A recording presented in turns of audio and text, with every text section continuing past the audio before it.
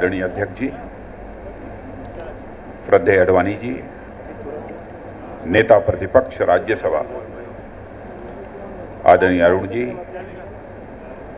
मंच और मैदान में बैठे मेरे सभी प्रतिनिधि बहनों एवं भाइयों, राजनीतिक प्रस्ताव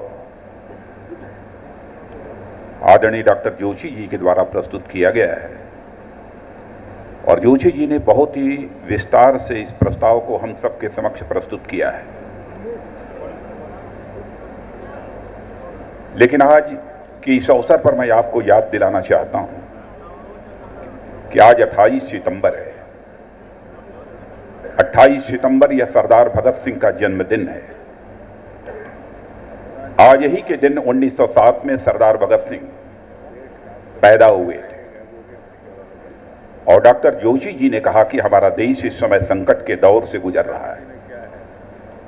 कांग्रेस भ्रष्टाचार की पर्याय बन चुकी है। उन्होंने यह भी अपेक्षा की है कि इस देश को संकट से यदि कोई राजनीतिक पार्टी उबार सकती है तो वह केवल और केवल भारतीय जनता पार्टी ही उबार सकती है।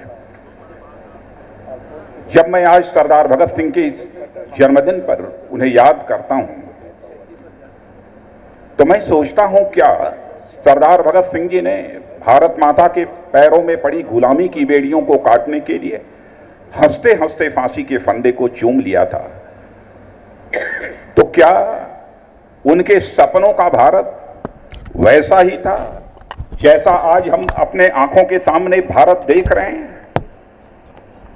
मैं समझता हूं कि आज सरदार भगत सिंह शरीर से तो हम लोगों के बीच जिंदा नहीं है, लेकिन मैं यही कहना चाहूंगा कि सरदार भगत सिंह आज भी हम लोगों के स्मृति पटल पर जिंदा हैं और मैं उन्हें विश्वास दिलाना चाहता हूं कि भारतीय जनता पार्टी इस देश को संकट से उबारने में निश्चित रूप से सफलता प्राप्त करेगी, यह मैं अपनी तरफ से पूरी तरह से आश्वस्त करना चाहता हूं।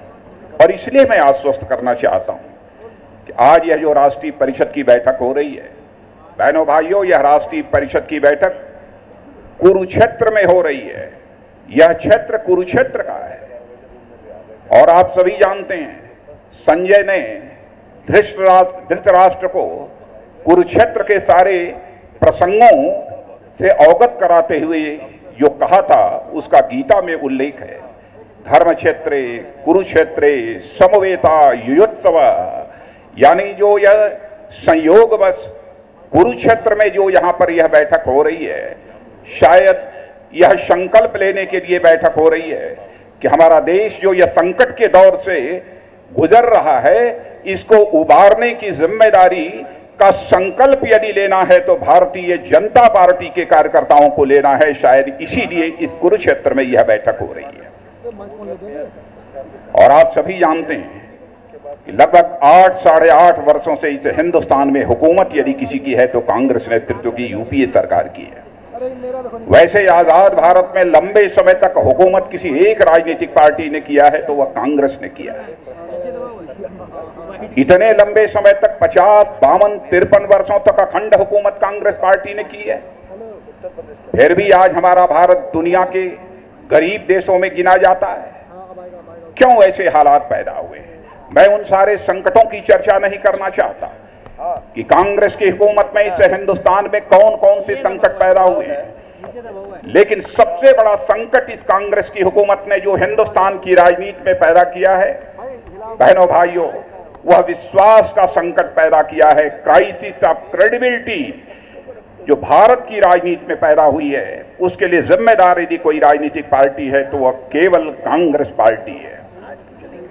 कांग्रेस के नेताओं की कथनी और करनी, कृति और कथन, वर्ड्स और डीड्स में अंतर होने के कारण ही भारत की राजनीति और भारत के नेताओं के प्रति जन सामान्य में यह विश्वास का संकट पैदा हुआ है।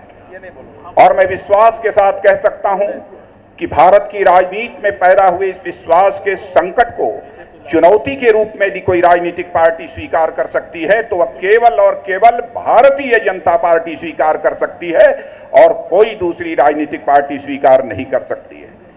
भ्रष्टाचार का जहां तक सवाल है, भ्रष्टाचार के नए नए कीर्तिमान आजाद भारत में कांग्रेस की जितनी भी सरकारें रही हैं, सबने स्थापित करने का काम किया है। मैं पंडित जवाहरलाल नेहरू की सरकार की याद दिलाना चाहता हूं। जीप घोटाले का सिलसिला उसी समय प्रारंभ हुआ। उस जीप घोटाले से लेकर आज तक यह देखें आप, जीप घोटाला, बोफोर्स घोटाला, शेयर बाजार का घोटाला, शुगर घोटाला, CWG घोटाला, और साथ ही साथ अब तो समुद्र के नीचे भी ऑफशोर मिनरल्स के ठेकों के आवंटन में भी घोटाला इस सरकार ने कर डाला है। इसीलिए मैंने कहा कि यह कांग्रेस की हुकूमत सचमुच भ्रष्टाचार की पर्याय बन गई है। आश्वासन जब जब भी आम चुनाव हुए हैं, बराबर कांग्रेस के दिग्गज नेताओं के द्वारा आश्वासन दिया गया देश की जनता को कि भारत को हम धनवान भारत बनाएंगे, भारत की हम गरीबी दूर करेंगे, भारत की हम बेरोजगारी को दूर करेंगे। यहां तक मैं आपको याद होगा, श्रीमती इंदिरा गांधी ने कहा था कि हमारे विरोधी यह कहते हैं कि इंदिरा हटाओ, जबकि मैं कहती हूं कि गरीबी हटाओ। दोनों के बीच आपको क्या चुनना है, देश की जनता यह फैसला करे। लेकिन कांग्रेस के लोगों से पूछना चाहता हूं, देश की जनता को आपने आश्वासन तो बहुत दिए, लेकिन क्या आंशिक रूप से भी आपने अपने आश्वासनों को पूरा किया है? गरीबी बढ़ी है, बेरोजगारी का संकट यह निरंतर जो है गहरा हुआ है। क्या कारण है कि आप कहते कुछ हैं और करते कुछ हैं? इसीलिए मैं कहता हूं बहनों भाइयों कि यह जो विश्वास का संकट इनकी वर्ड्स और डीड्स में अंतर होने के कारण पैदा हुआ है, इसे केवल भारतीय जनता पार्टी स्वीकार कर सकती है। और मैं आपको वह समय भी याद दिलाना चाहता हूं, पंडित जवाहरलाल नेहरू भारत के प्रधानमंत्री थे। भारत की अखंडता और संप्रभुता के साथ भी समझौता किसी प्रधानमंत्री ने सबसे पहले इस आजाद भारत में किया तो पंडित जवाहरलाल नेहरू ने किया। जिस समय हमारी सेना मुजफ्फराबाद तक पहुंच चुकी थी जम्मू कश्मीर में, शायद यदि उसे रोका न गया होता तो जम्मू कश्मीर का मुद्दा जो आज तक विवादित बना हुआ है अंतर्राष्ट्रीय जगत में, शायद उस जम्मू कश्मीर की समस्या का समाधान उसी समय हो गया होता। बाद में श्रीमती इंदिरा गांधी के आने के बाद किस तरीके से भारत के लोकतंत्र को हाईजैक किया गया केवल अपनी सत्ता बचाने के लिए, इससे भी हम सभी अच्छी तरह परिचित हैं। राजीव गांधी की हुकूमत आने के बाद जो बोफोर्स का घोटाला हुआ, भारत की राजनीति में शुचिता का संकल्प आजादी हासिल होने के बाद जो हम लोगों ने किया था, उस पर भी सवालिया निशान लग गया। और वैसे तो भ्रष्टाचार के कई मामले हैं, सारे मामलों की यहाँ पर मैं चर्चा नहीं करना चाहता हूँ, लेकिन सारे भ्रष्टाचार के मामले उजागर होने के बावजूद हमारे प्रधानमंत्री जी कहते हैं हजारों सवालों से अच्छी है मेरी खामोशी। प्रधानमंत्री जी, आप खामोश क्यों बैठे हैं? देश की जनता चाहती है कि जो भी यह सब सारी परिस्थितियां देश में पैदा हुई हैं, क्यों पैदा हुई है? कौन सी ऐसी मजबूरी थी कि आपने इस देश को संकट की स्थिति में लाकर जो है खड़ा कर दिया है? और आपकी खामोशी के बारे में मैं कहना चाहूंगा, यह उसी प्रकार का अपराध है प्रधानमंत्री जी, जिस प्रकार का अपराध जब द्रौपदी का चीरहरण हो रहा था, सारी कौरवों की सभा उस समय बिल्कुल चुप्पी साध कर बैठी हुई थी, उसी प्रकार का अपराध करने का काम प्रधानमंत्री जी आप खामोश रहकर करने का काम कर रहे हैं। देश की जनता यह चाहती है कि आप उसके मस्तिष्क में जो सवाल खड़े हुए हैं उन सारे सवालों का आप जवाब दें, लेकिन मैं जानता हूं कि आपके पास कोई इन सवालों का कोई जवाब नहीं है। सारे राष्ट्र को इसका खामियाजा भुगतना पड़ रहा है। उसी प्रकार से जिस प्रकार से कौरवों की सभा में सारे दिग्गजों के चुप्पी साधे रहने के कारण द्रौपदी का चीरहरण हुआ और उसके बाद उस समय के भारत राष्ट्र को इसका खामियाजा भुगतना पड़ा है। सरकार तो हम लोगों ने भी चलाई है। डॉक्टर जोशी जी अभी कह रहे थे 6 वर्षों तक इस स्वतंत्र भारत में आदरणीय अटल जी आडवाणी जी के नेतृत्व में एनडीए की सरकार हम लोगों ने चलाई है। अंतर्राष्ट्रीय जगत में भारत की मान और प्रतिष्ठा को बढ़ाने का हम लोगों ने काम किया है। देश की अर्थव्यवस्था जो इसके पहले डिरेल्ड हो चुकी थी, पटरी से उतर चुकी थी। उस देश की अर्थव्यवस्था को भी पटरी पर लाने का काम यदि किसी ने किया है तो हमारी एनडीए की सरकार ने किया है, आदरणीय अटल बिहारी वाजपेयी और आडवाणी जी ने किया है। कौन इस सच्चाई को नकारेगा? हम लोगों ने महंगाई बढ़ने नहीं दिया। इस देश की विकास की दर को 8.4% तक पहुंचाने में हमने सफलता प्राप्त की। आप आर्थिक सुधारों की बात करते हैं, आर्थिक सुधार को हमने भी स्वीकार किया था। आर्थिक सुधारों के लिए जो भी आवश्यक कदम होते हैं, सारे आवश्यक कदम हम लोगों ने भी उठाए थे।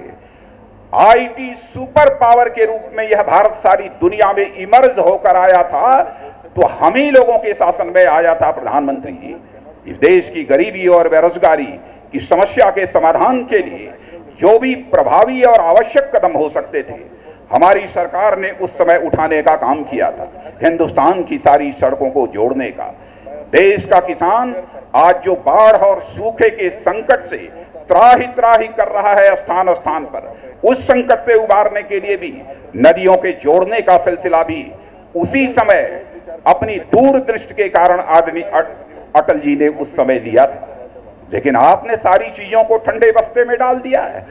अब इस देश की सबसे बड़ी अदालत सुप्रीम कोर्ट ने भी कहा है कि जल्दी से नदियों के जोड़ने का यह सिलसिला प्रारंभ किया जाना चाहिए, इसे ठंडे बस्ते में नहीं डाला जाना चाहिए। कैसे आप यह दावा कर सकते हैं कि आप इसे हिंदुस्तान की में एक बेहतर हुकूमत चलाने का काम कर रहे हैं? जहां तक फैसलों का सवाल है, केवल 2 ऐसे अवसर आए हैं प्रधानमंत्री जी जब आपने अपनी सरकार को दांव पर लगाकर कठोर फैसले करने का काम किया है। एक, जब अमेरिका के साथ इंडो यूएस न्यूक्लियर डील करनी थी, तब आपने अपनी सरकार को दांव पर लगाया, यह कठोर फैसला किया। और दूसरा, अमेरिका और दुनिया की विदेशी ताकतों के दबाव में जब मल्टी ब्रांड रिटेल में जब विदेशी पूंजी निवेश का सवाल आया, तब आपने एक बार सरकार को अपनी दांव पर लगाकर यह कठोर फैसला करने का आपने काम किया है। आपने देश के हित के लिए नहीं किया है, आपने विदेशियों के हित के लिए किया है। और मैं आपको याद दिलाना चाहता हूं कि दादा भाई नौरोजी, जो ब्रिटिश पार्लियामेंट थी आज के 1 शताब्दी के पहले, उसके प्रथम भारतीय वह सांसद उसके थे। उन्होंने एक पुस्तक लिखी है जिसका नाम है ड्रेन ऑफ वेल्थ, यानी अंग्रेजों ने कैसे हिंदुस्तान के धन को लूटकर दुनिया के दूसरे देशों में ले जाने का काम किया है। इसका उल्लेख ड्रेन ऑफ वेल्थ जो दादा भाई नौरोजी ने पुस्तक लिखी है, उसमें इसका उल्लेख है। लेकिन अंग्रेजों ने तो कम से कम भारत से जो धन लूटा वो अपने देश में ले गए। लेकिन आज क्या हो रहा है? आज बड़े बड़े दिग्गज नेताओं के संरक्षण में हिंदुस्तान का धन लूटा जा रहा है और दुनिया के दूसरे देशों की बैंकों में ले जाकर काले धन के रूप में उसे जमा किया जा रहा है। क्या यही राजनीति की नैतिकता है? प्रधानमंत्री जी मत बोलिए, राजनीति शब्द में नीति शब्द है। जहां नीति है वहां नैतिकता भी होनी चाहिए। इसीलिए महात्मा गांधी ने इस राजनीति शब्द के अर्थ एवं भाव, मीनिंग और स्पिरिट को समझते हुए उन्होंने कहा था कि भारत की राजनीति को अध्यात्म के साथ जोड़ा जाना चाहिए। आप यदि न समझते हों तो समझ लें कि अध्यात्म का मतलब मंदिर में जाकर पूजा करना, मस्जिद में जाकर इबादत करना, गिरजाघर में जाकर सिजदा करना नहीं होता है। मन का एलिवेशन, मन का उन्मन होना, मन का बड़ा होना, यही अध्यात्म है। तो प्रधानमंत्री जी, यदि महात्मा गांधी ने राजनीति को अध्यात्म से जोड़ने की बात कही थी तो इसीलिए कही थी कि शासक ऐसा होना चाहिए जो बड़े मन से हुकूमत को चलाने का काम करे और जनता के लिए कल्याणकारी समय समय पर कदम उठाता रहे।